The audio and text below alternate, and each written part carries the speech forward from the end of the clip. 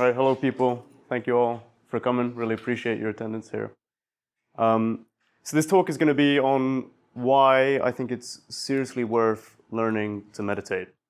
And I'm going to motivate this claim along three different lines. The first one being that meditation is a way to help us better understand reality, which might sound kind of counterintuitive, like how does sitting in a closed room with your eyes closed and like navel gazing, how does that help you understand the greater world and reality as such? But I'm going to try to motivate that claim.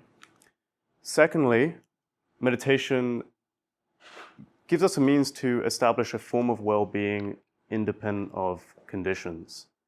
And I think a lot of people understand that meditation can help you sort of relax and de-stress, but I want to make a much more profound point here, that this meditation taken further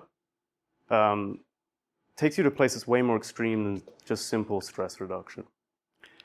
And thirdly, I'm going to argue that meditation can help us to help others, And after this talk, there's going to be a talk on effective altruism, which is how we can practically help reduce the suffering in this planet. I think this will lead in quite nicely to the next talk that Pablo will be giving there. But the point is, all three of these points kind of lead into each other. So by better understanding reality, we get a better understanding of ourselves and feel more at peace. And by being better put together ourselves, we can be more of service of others. Okay, what is meditation? I'm sure you'll have an idea. But I think where it's possible to show rather than just tell, let's show. So I would like to invite you all to meditate with me for a bit, actually. So please everyone get into a comfortable upright posture and open your eyes and return to the room.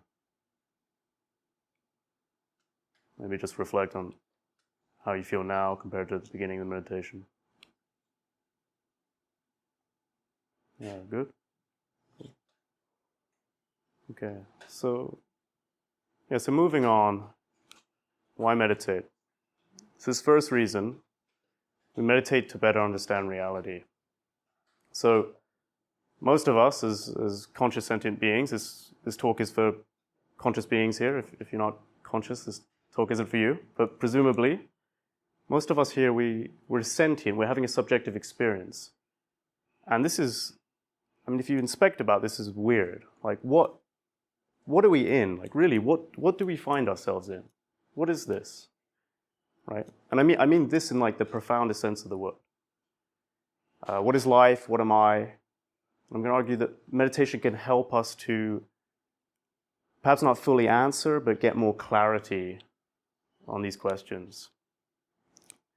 With the starting point that as a matter of epistemic first principles, reality is perception, meaning our starting place for beginning to know anything is that, first of all, there is perception. Right? Our whole life, anything we can reference or remember or be aware of, comes through us through our senses, through the form of seeing, hearing, feeling, tasting, touching, smelling, and thinking. That is the beginning place of all lines of inquiry, trying to pursue knowledge in any way. So even if you're trying to understand what the cosmos is via scientific experimentation or mathematical modeling or history or psychology, the first place is that we have to be aware of the world to begin with. And meditation helps us to better understand what is that awareness process, right? So it makes sense that if we want to understand reality, understanding how perception works is going to play a big part in that.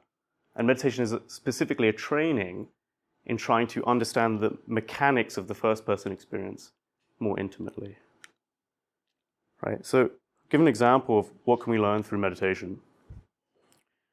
If we think back to the meditation we just did, right? Something that might strike us in the beginning is that we seem to have this locus point of attention, right? So in our experience, we're aware of many things, but at one point, there's only something that is highlighted, that is in detail, is in focus, that attentional point. And then we've got this kind of, there's lots of other stuff that's blurry, right? So this is how we begin to map how the mind works. And what you might notice is that that attention moves around a lot. You know, you're focusing on the breath, and all of a sudden there's a sound, and then there's a thought, and you go back to the breath, and then there's a sensation, and attention is always moving around. So our experience is always changing. And if you're like most people, our attention is often taken in by thoughts, right? And the nature of these thoughts is they come and they go. They're not permanent. And it doesn't matter what you're thinking about. It doesn't matter if you're thinking about your grandma or what you're going to have for lunch or anything. All thoughts come and go. All thoughts come and go. And in fact, it's not just thoughts. It's all sensory phenomena. Appear and disappear. Appear and disappear. So here we're getting a kind of insight into some universal properties of the mind, how the mind works, a kind of objectivity of subjectivity. That these insights apply to everyone. You know, all of my thoughts come and go, and I'm pretty sure this is the case for you too, if you inspect as well.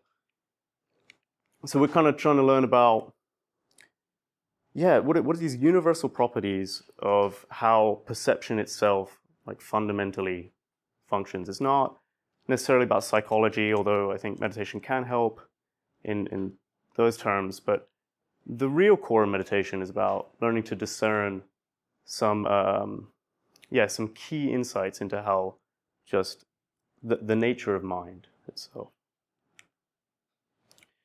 So that is easier said than done. And one way to approach or think about the project of meditation, so it's a kind of mental training. So just as you may go to the gym and do particular repetitive exercises to train your muscles so that you can then play a sport better, in meditation we're doing skillful moves with our attention, like repetitively, to strengthen particular cognitive faculties that will then help us inspect the mind and understand the mind better. So what are the cognitive faculties that we're training? One of them being concentration. I think a lot of people understand that meditation is good for strengthening your concentration. A lot of people know of this meditation where you focus on the breath, you get distracted, you focus on the breath again, you get distracted again, you focus on the breath again. And through doing that a lot, you do actually learn to control your attention so that it moves less and can stay on a desired object of mind for longer and longer. Another cognitive faculty we train is metacognition, which is kind of just a fancy word to talk about being aware of what mental process is happening at any given time in the mind, what state you're in at a given time in the mind. So I'll give this example of most of us, when we go to sleep and we have dreams, we don't know we're dreaming while we're dreaming. It's only after the dream ends, we wake up, that we reflect and go, oh, that was a dream.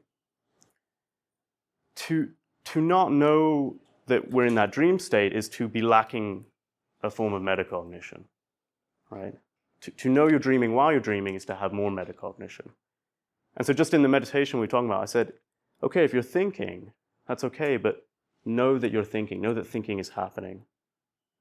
So most of us, most of the time, we don't even realize we're thinking, we're just lost in the dream, in the content, in the story being projected.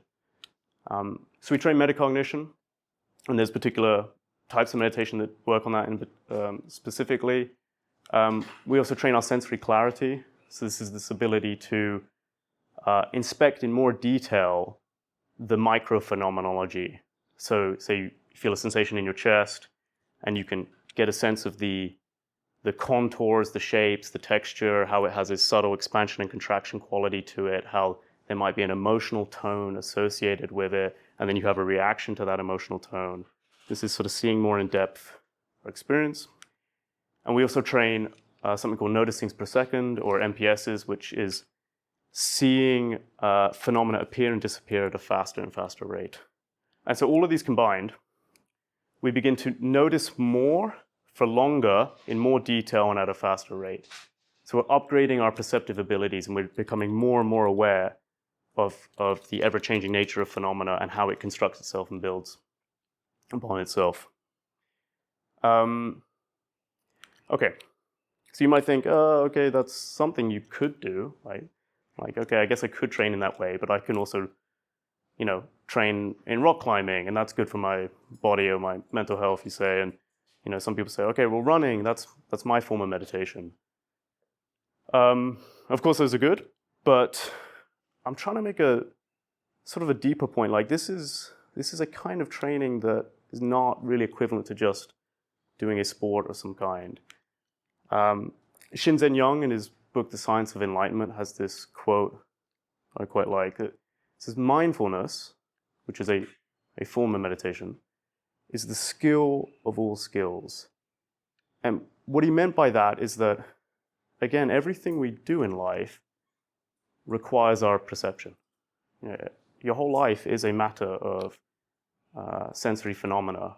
And by training in this way, you are upgrading your perceptive abilities, your awareness, and that will apply to all aspects of your life. So this moves on to the second point, why meditate? Because it will improve your baseline well-being. So like I was saying, by having greater concentration, greater metacognition, greater noticings per second, greater sensory clarity,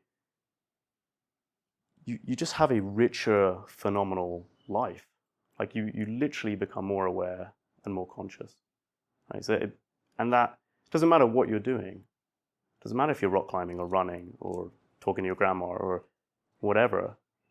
This applies across the board. Right? So that gives you that upgrade to your whole life. As we investigate the mind more, we begin to map it and gain an understanding of how it works and what are the fundamental ingredients of the mind. Again, seeing, hearing, feeling, tasting, touching.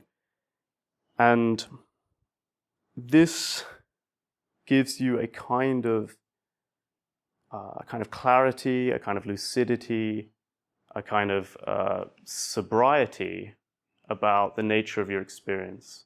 Again, no matter what you're doing, there's this level of understanding that you gain about how experience works. And as you map the mind more, you contextualize every appearing phenomena within a greater framework of mind, not just spatially, but temporally. If I think back to when I first started meditating, that I can only understand this in hindsight, is there was this kind of myopia where everything that came into the mind and experience would like fully capture my attention, and it's this big event.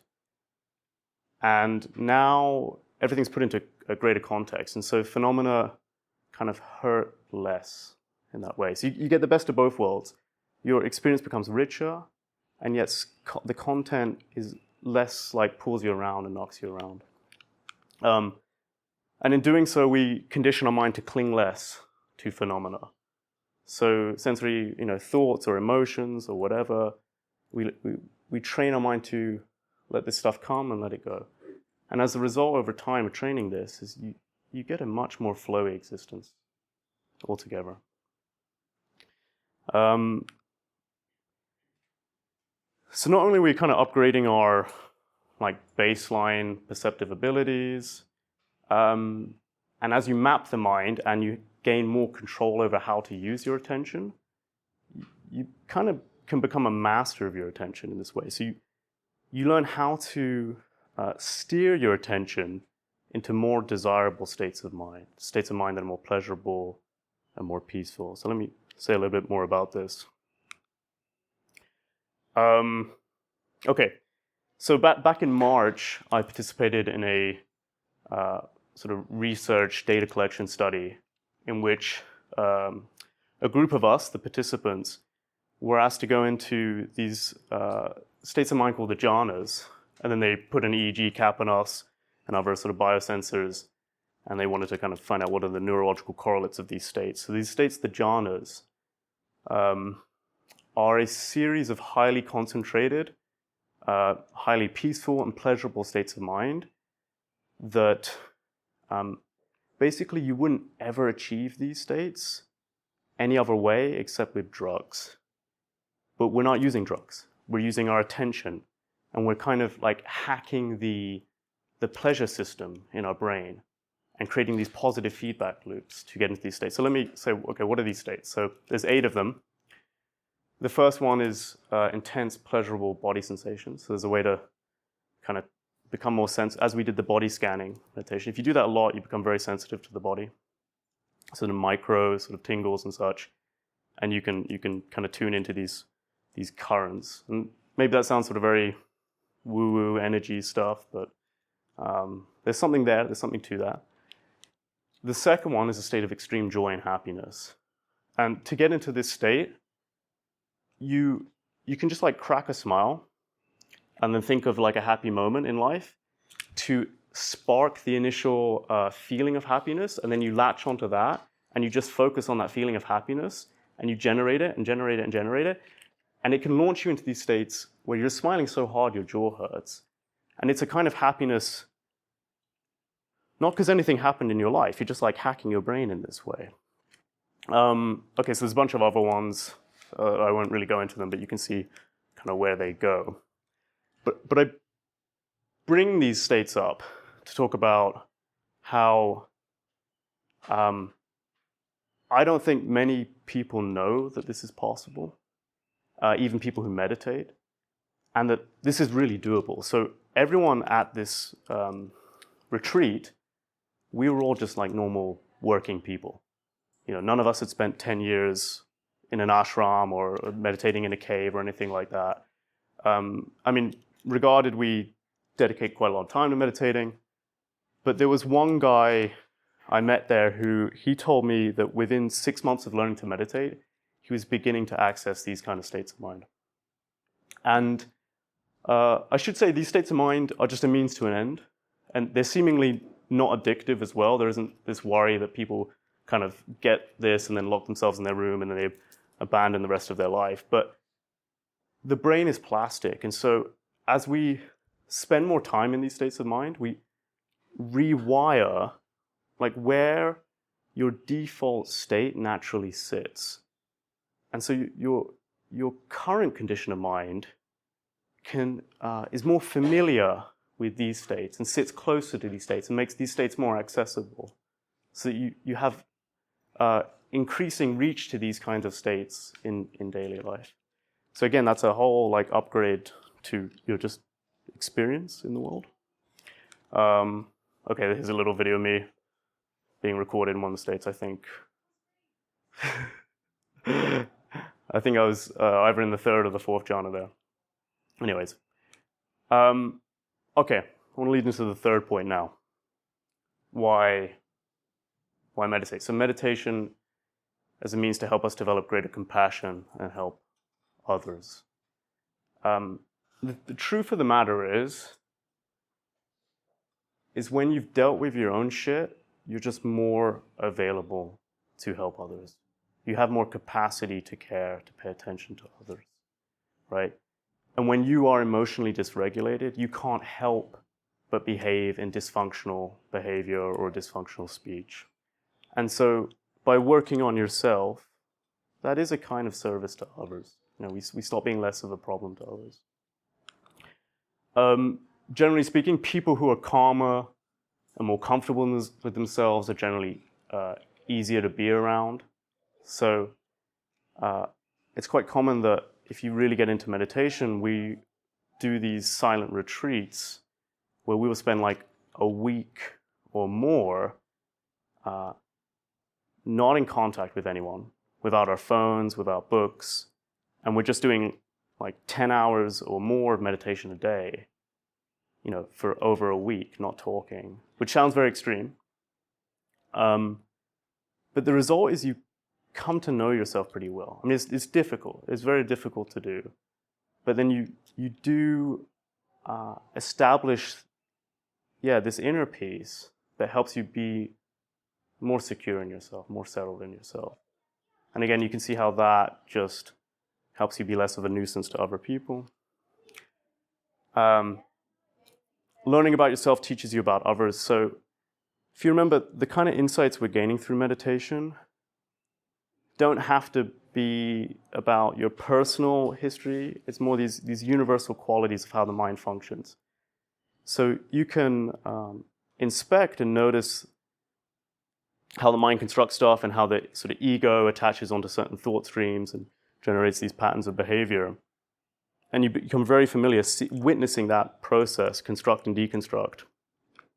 And then you go out into the world and you meet people and you start to see the same process happening in other people, and you realize, oh, this isn't a personal thing. You know, I see it happen in myself. I can see it happening in them, and it's not their fault. It's just how this mind works. And then you get more of a sympathy for other people in that way.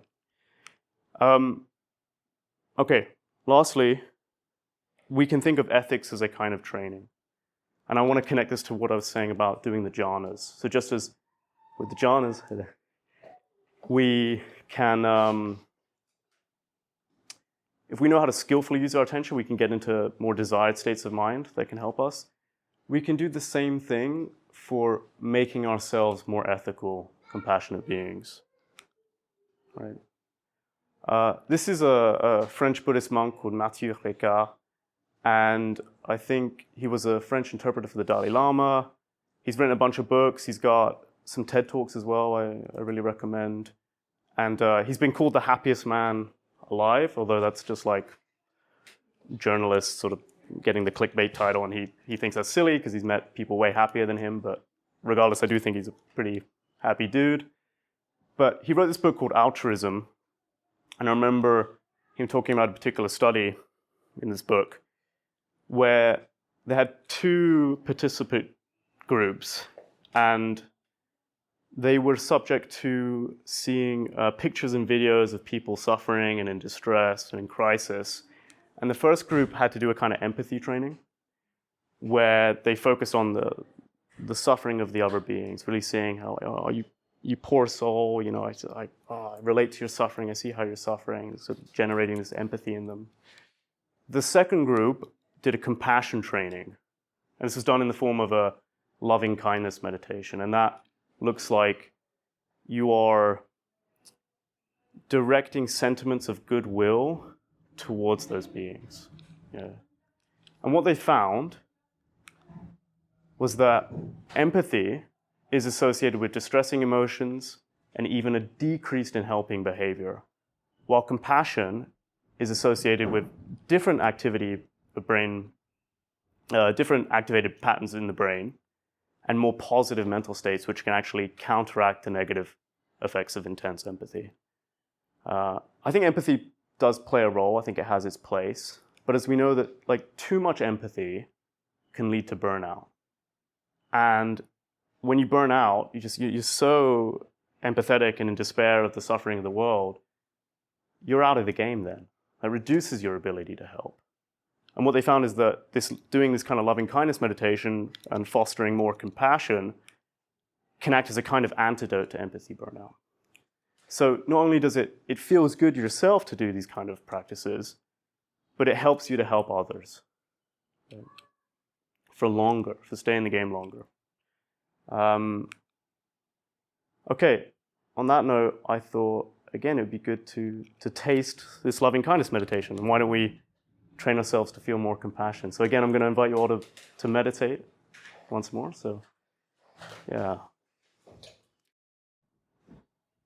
And when you like, you can come back into the room, open your eyes. We can bring this meditation to a close.